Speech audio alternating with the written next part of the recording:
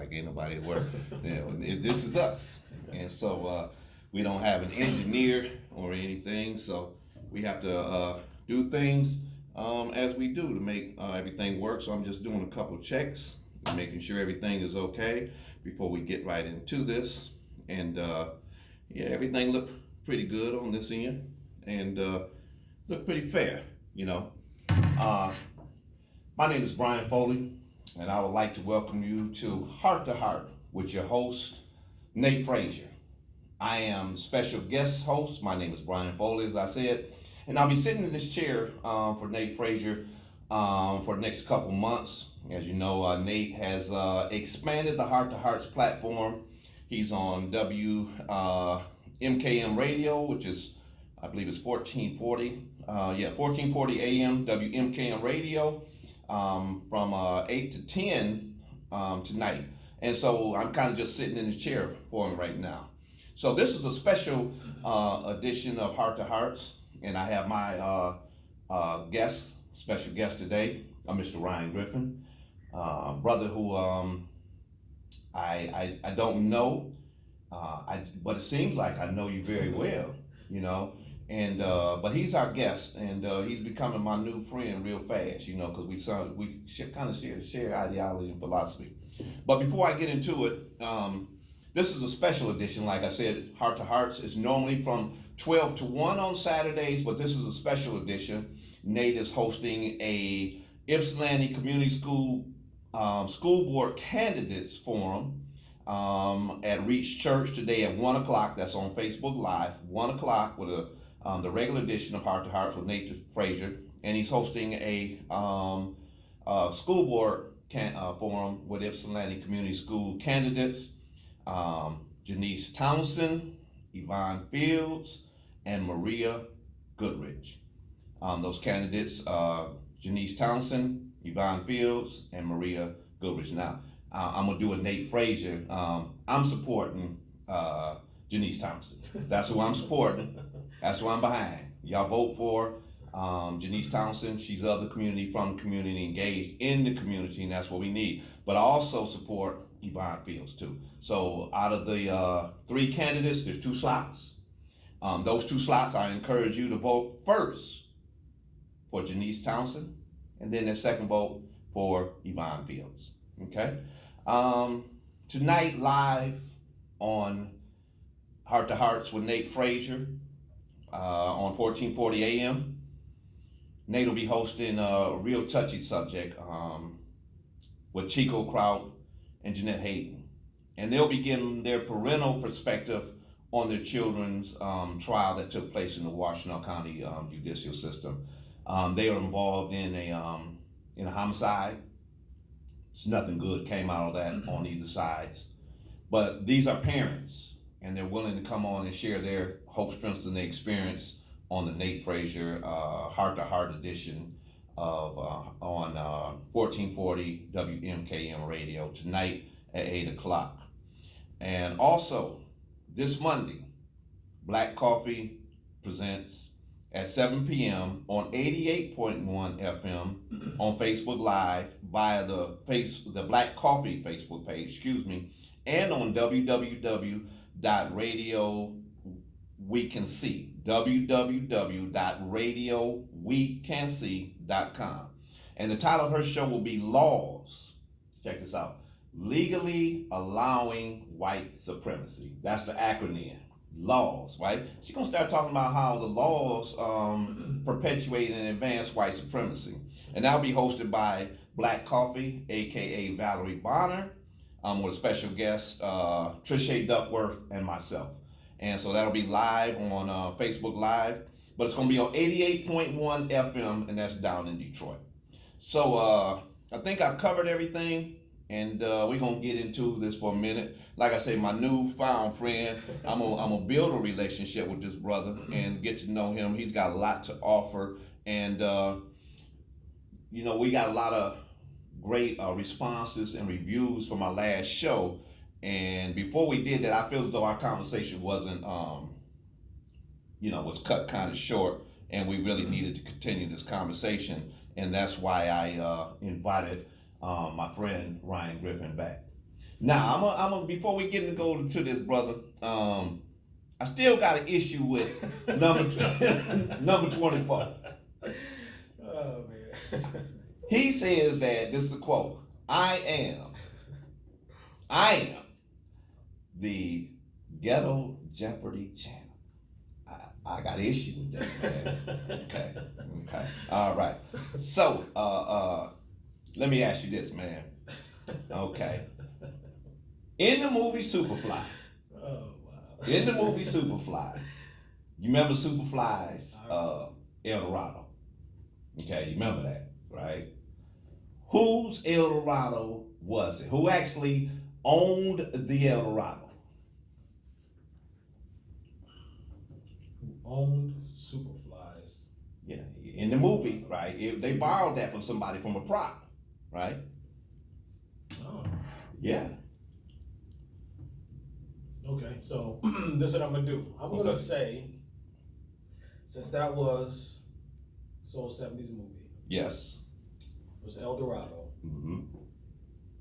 It obviously came from somebody who was really into cars. I may be wrong, but I'm gonna say David Ruffin. You in the house, but you in the wrong room. Okay. That was Isaac Hayes. Isaac Hayes. Okay. Okay. All right. All right. Because if you know David Ruffin, right, you know he didn't drive your ordinary car. Yeah. You know, so Yeah. that's so. Yeah, and I believe, I could be wrong, but that El Dorado's in the Stax Museum in Nashville, Tennessee right now. I could be wrong, but anyway, that was Isaac Hayes. Stacks of wax. Yeah, Stacks of Wax. Now, turnabout is full play, brother. I gave you a body shot. I can take one too. All right, let me hit you. Okay. Let me see. Because I haven't played Ghetto Jeopardy in such a long time. You said you were champ. No, this is still. Right. I've had competition in a long time. Oh, okay, all right. Okay. So if you haven't played in a long time, Okay. I've had competition in a long time. Okay. Let me see. What can I hit you with? Man, I haven't even thought about this in a long time. Yeah. Man. You got to be on your toes, champ. You're right. Yeah. You're right. You know what? Man, see, now you got me thinking. Say, man, you know. Yeah, I'm just going. But you know what? Anytime you feel like you want to hit me with one, I'll be ready. You know what? Okay. I have a million of them, but right now I know I'm drawing a blank. It's all good. Okay, all right, yeah. I kind of got champ off. You know, I had to sneak him, right? Snuck him, yeah. Oh, man. He said he's ghetto champ. Anyway, brother, we had a real good show. And the title of last 2 weeks' show, was Chaos or Community. And this is what we titled this week. There is a theory in physics, in physics and in metaphysics. When you join those two ideologies and philosophies together, it's called the chaos theory. And one thing that the chaos theory says, out of disorder comes order. Out of disunity comes unity. So I know you're engaged in the community, politically, culturally, and socially, and I don't put my head in the sand. I see what I see. I experience what I experience, and right now our community is in a chaotic state. Dr. Martin Luther King wrote that book, and that's where I got that from, Chaos or Community, Where Do We Go From Here? And that's what I'm talking about, where do we go from here? So with the chaos theory, I'm a firm believer that in this chaotic state we out of, when it comes out, when everything falls together, we will come into a community and be unified as one. That's the chaos theory. So you were talking last 2 weeks ago, and it really touched me when you were explaining how certain cultures, they only market to their culture.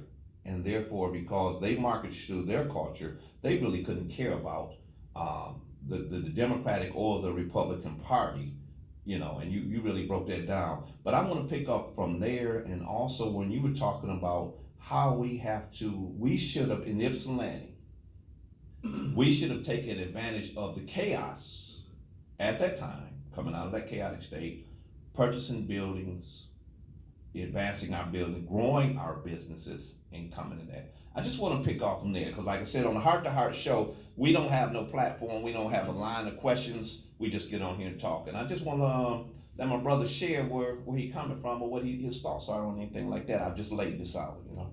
Well, just touching back on, just backtracking a little bit, for those that may not have heard it. The conversation is why is that the Dearborn community or the Asian or Arab community, why they thrive, and it doesn't seem as if they're even engaged in the political process.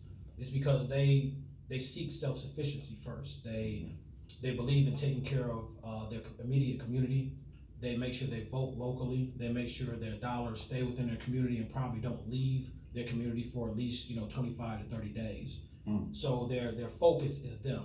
They're not, and understandably, they obviously the African diaspora is ours. So understandably their base, their beginning, their start, their how they go forward is different than ours because we're trying to get ourselves out of the generational chaos, that we've been passing down from generation to generation or the generational trauma. So what they've been able to do is focus on themselves and not look toward any type of help or from the government or what have you. Which is not to say that we shouldn't, because I think that any government that makes it illegal for you to read should make sure they do everything in their power that you get as much education as you can. So we should look for a certain amount of assistance in terms of getting us out of the mess that we're in. But if we don't turn to self-sufficiency, if we don't make self-sufficiency the number one thing, then we'll never get out of it. So one thing that I thought about was, because you and I had this conversation in terms of Ipsy kind of missing the ball on Black Ipsy, kind of missing the ball on being more self-sufficient within the community and have more control. So I was having a conversation with my wife and a friend, and it was like, in Ipsy. In Ipsy, right. In Ipsy. Okay. Do you know how many middle class subdivisions full of Black people are in Ipsy? You can almost count to 10. Okay. Middle class. So you have to ask yourself, why isn't there a Black district, a Black business district, a Black strip, something in Ipsy for us? We have the money. Okay. We have the means. We have the resources. What we don't have is the group economics. And we're not thinking group economics to make sure that there's something here not only for us, but for generations to come. That's something that other ethnic groups do, thinking of the greater good. But yet, we seem to, in that chaos part, yes, as opposed to having our backs against the wall, and they say you find out how strong you are when your back is against the wall. When we come off of that wall, sometimes a lot of times, we don't take on that lion like we should. We feel good enough just getting off of that wall, as opposed to going forth unapologetically, going forth. It's interesting that you just mentioned Black coffee, I believe, yes. And the topic was legally allowing white supremacy. You have to understand that ruling people are writing people. So therefore, say that ruling people are writing people. W-R-I. Okay. W-R-I, yes. Gotcha. Okay. So therefore, you can always legalize white supremacy as long as you can always change and adjust the law as you go along. See, the laws that we're dealing with are not set in stone because they have the eraser mate. Okay.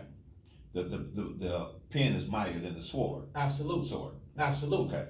And so what we have to understand is unless we control our community, unless we control our politics, unless we control our dollars, we're always going to remain in the same state because we're not going to remain in a powerful state. It's kind of like what I was asking you the other day, about 2 weeks ago, when I asked you about your ability to move the way that you want to move over at your park. Right. When you have the ability to move the way that you want to move, make the decisions that you want to make, and have that freedom, you don't deal with white supremacy, because white supremacy is only an act of power when you have that power. Okay. White supremacy can sit over there every day, all day, but if that power is not able to be exercised, it means nothing. It means absolutely nothing, You as a self-employed man, electrician, white supremacy doesn't affect you. Correct. Because the power isn't able to affect you, your decisions, who you want to do business with, or what have you. Right. So we have, as a community, we have to learn to literally and figuratively get rid of white supremacy. And you do that by becoming as self-sufficient as possible.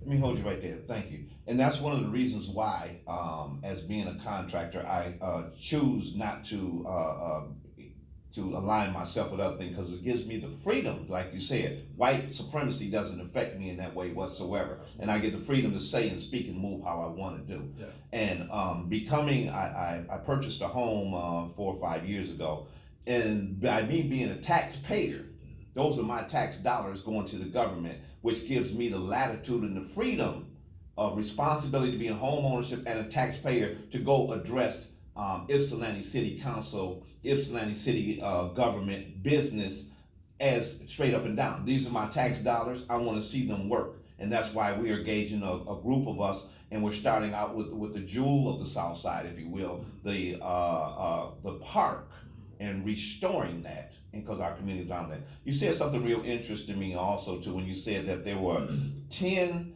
subdivisions, at least 10 or close to 10, of middle class black neighborhoods in Ypsilanti community, let's say that. You know, because you have the city of Ypsilanti, and Ypsilanti consists of city of Ypsilanti, Pittsfield Township, Ypsilanti Township, and Superior Township, 48197, 48198 area. And I just went through my mind when you said that, and I was like, wow, I never looked at that. And that's what brought me to engage you. Was we were originally talking about bridging the A to Y gap, because we need each other dealing with gentrification. And you just really brought that out, brother, because I had never looked at that as being middle class communities. I just where black folks live. There's a saying that says that black people don't have community, have neighborhoods. You get what I mean? And the reason why we don't have community, because why? You just explained. We do not have a black business district. Yeah. When you go to Dearborn, like you say, they have a community because they have a Arab or Middle Eastern community. So you said something else too, and I'm listening to you, and I'm cautious about this, how I word this. And when you said we need to become self-sufficient, we as a community need to get off of the government tit. Okay? It is what it is. I'm just calling it what it is. And instead of being hand-fed, clothed, and sheltered by the government, by those our tax dollars, we need to get engaged politically and get those dollars allocated to the resources properly, so we can do some of the things that we do. Absolutely. Okay. So I don't, you know what I'm saying, and I don't want to be insultive to the people who are clothed, sheltered, and fed directly by the government, you know, by those entities. You get what I'm saying? But we have come a community that we are not self-sufficient, and we're being fed by people who have, through laws, legally advancing white supremacy, can cut off our food and clothing and housings through the stroke of a pen, right?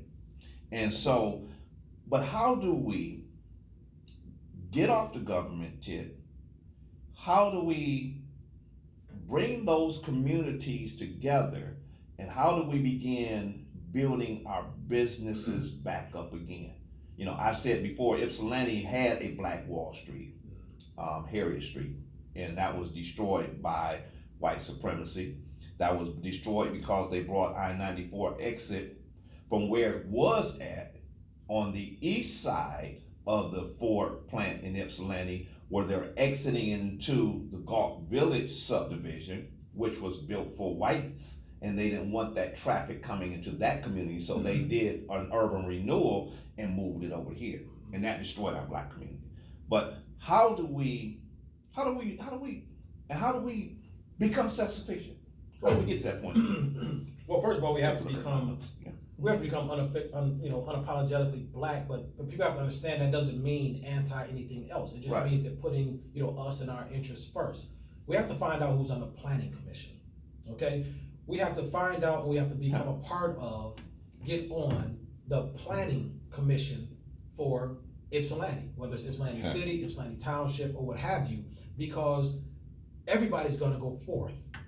Everybody's going to go forth. Right. The question is, are we going to be a part of going forth? You can't become a part of going forth if you're not on the planning committee, if you're not at the decision making table, if you're not.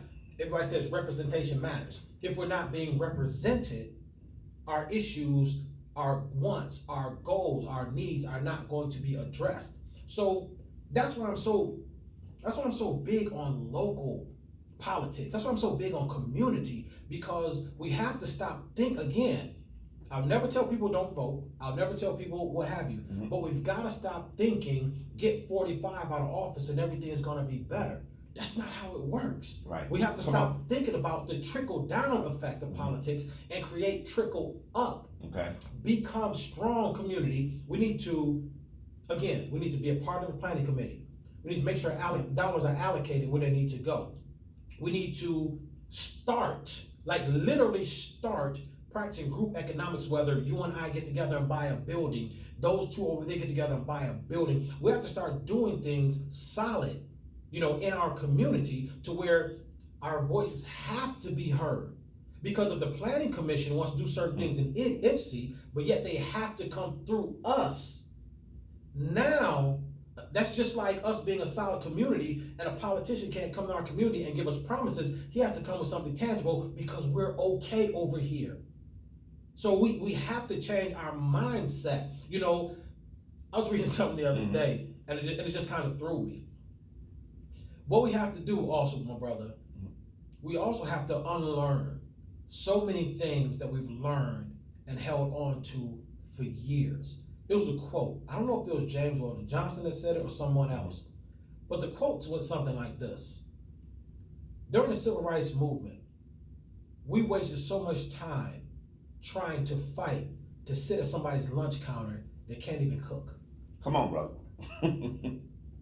Yeah, Malcolm said it another way. He said we were fighting for civil rights when we should have been fighting for human rights. For human rights, economic rights. Right. So we sit back and we waste too much time still trying to,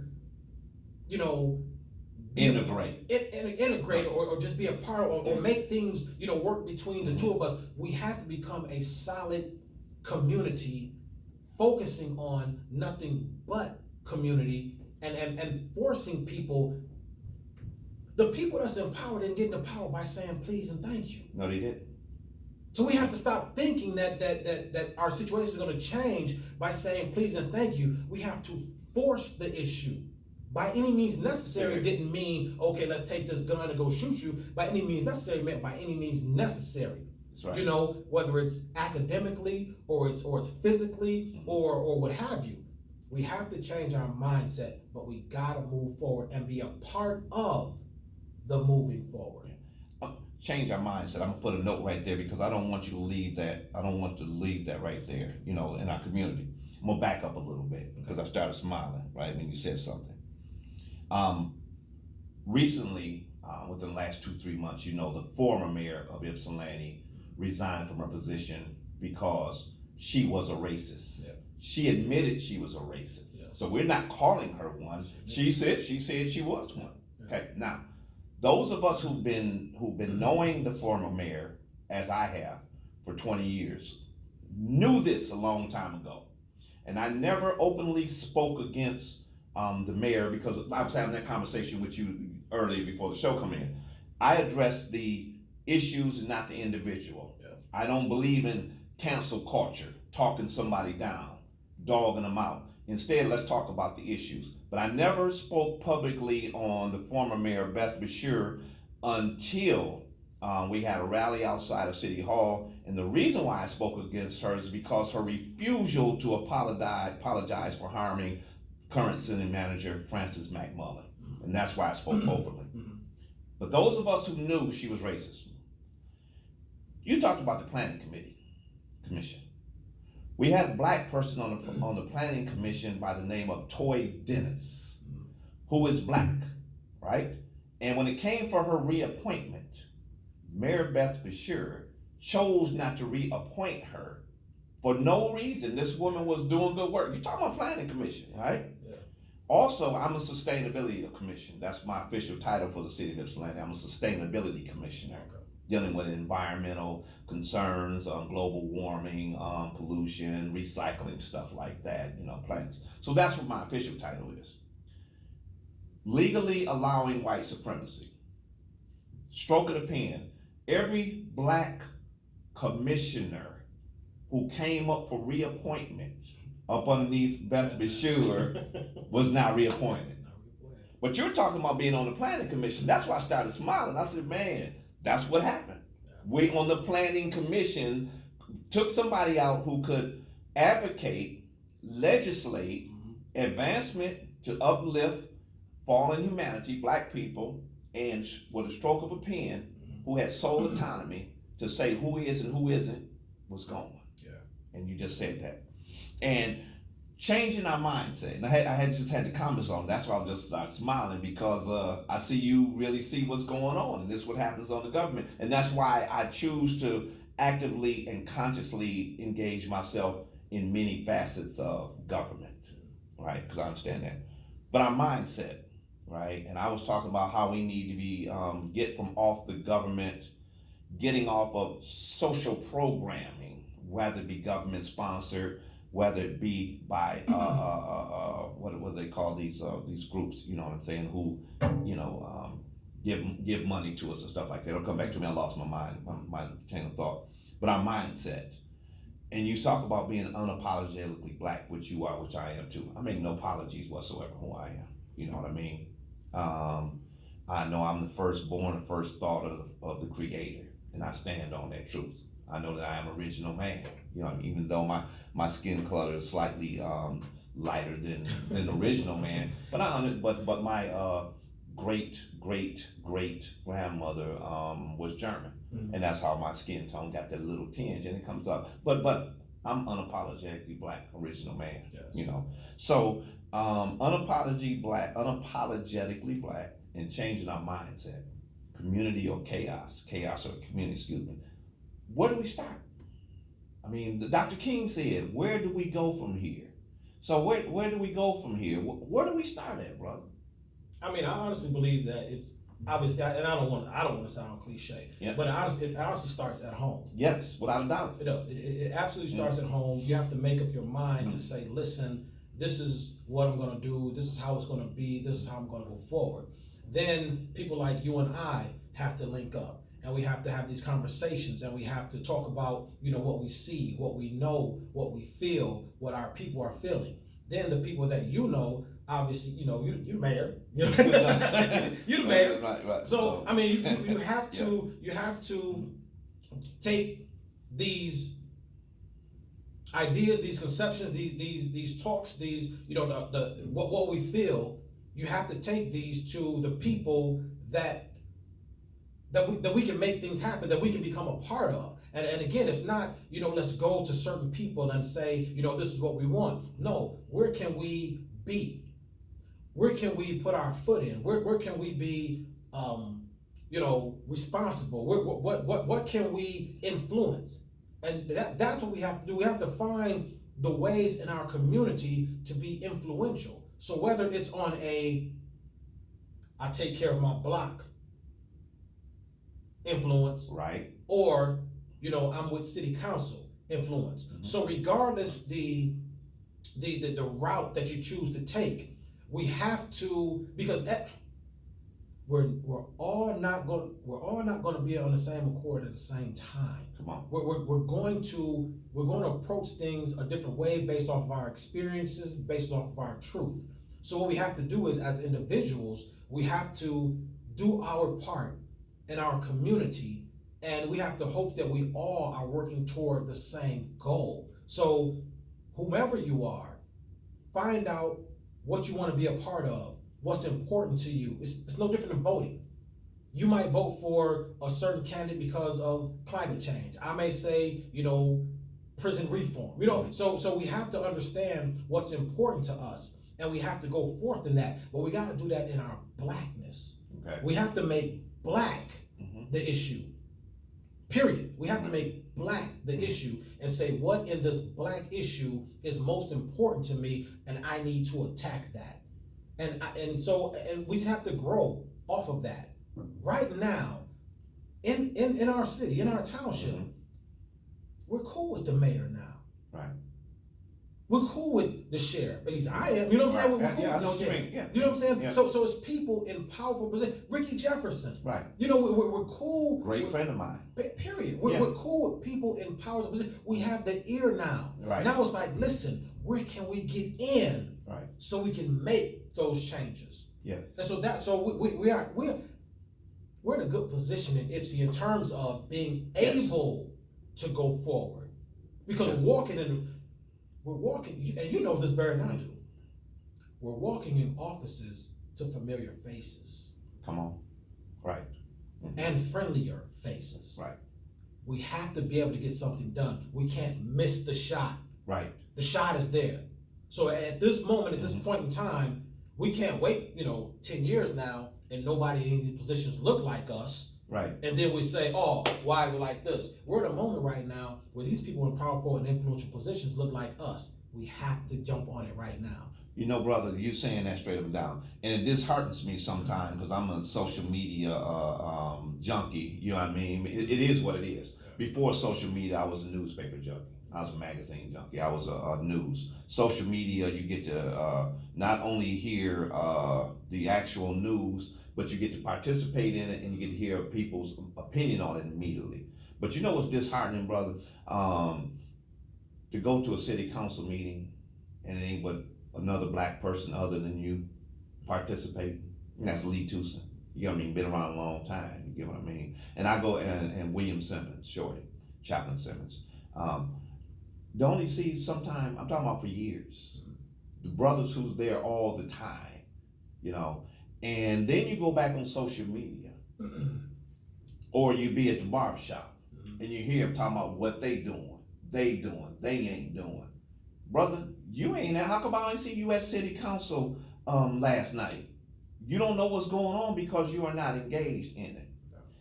I'm saying that, and you right in the pocket where I'm at.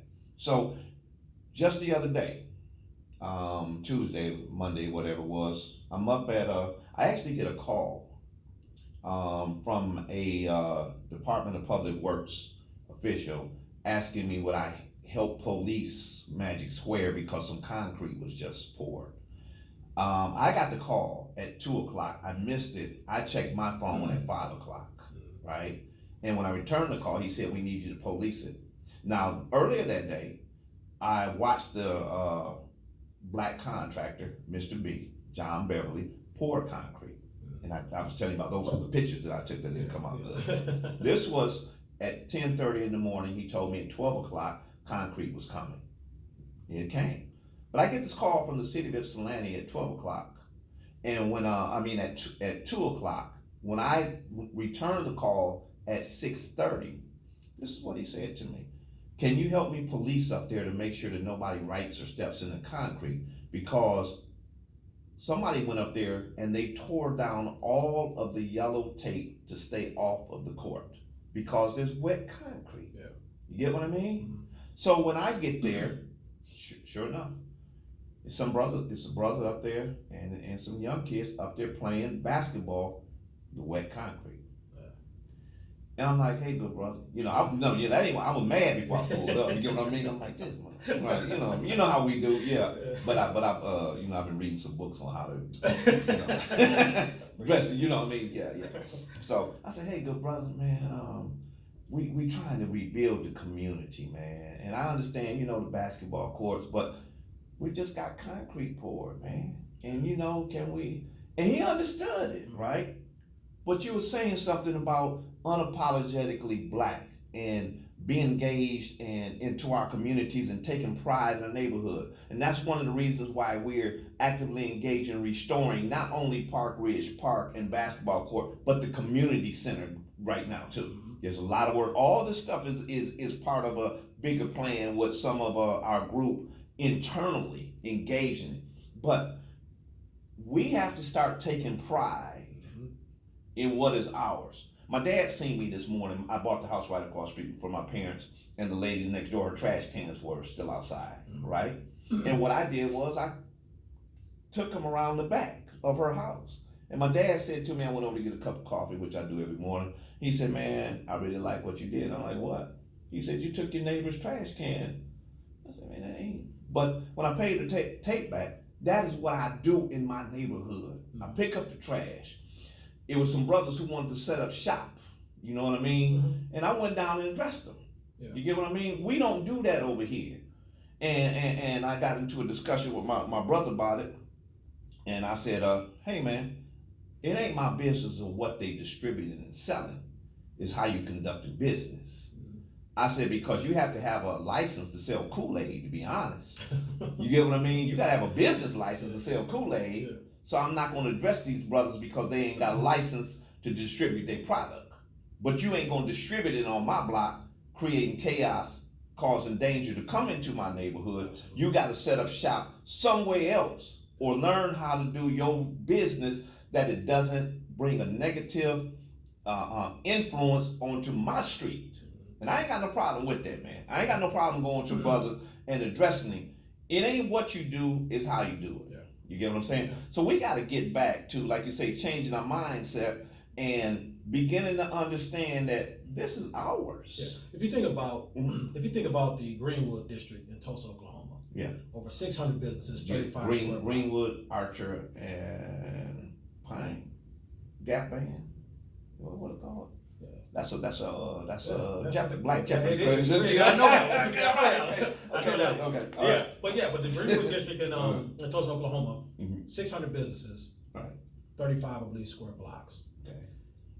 Think about the young sisters and brothers that walked throughout the district. What they saw was, I'm expected to be a business owner. You understand what I'm saying? I'm expected to take over this business or that business or continue the business that we do, because I'm pretty sure they were a part of the development. Even if it's at some small, part or some small rate, just being there and the development. Because remember, you didn't just walk into Tulsa, Oklahoma and it was just there. Right. It was a development. Correct. So the pride that the babies had into knowing the development that they probably grew from whatever age to be able to see it, or be a part of it. It's no different than laying the concrete at the basketball court. Fellas, come over here, help us do this. This is your part, this is your concrete. 5, 10, 15 years from now, they're not going to allow the desecration of that park because they were a part of it. That's a part of being, that's a part of saying this is my community. You see what I'm saying? That's a part of it, because I did something valuable in this community. I took care of that park as a 12, 13-year-old. You see what I'm saying? And so that's how we have to change our community and change our mindset back to, this is ours. Let's take pride in this. So when we have our kids be a part of the development of our community. One thing that I did, I used to do Flint water drives. Right. Okay. Okay. So I would have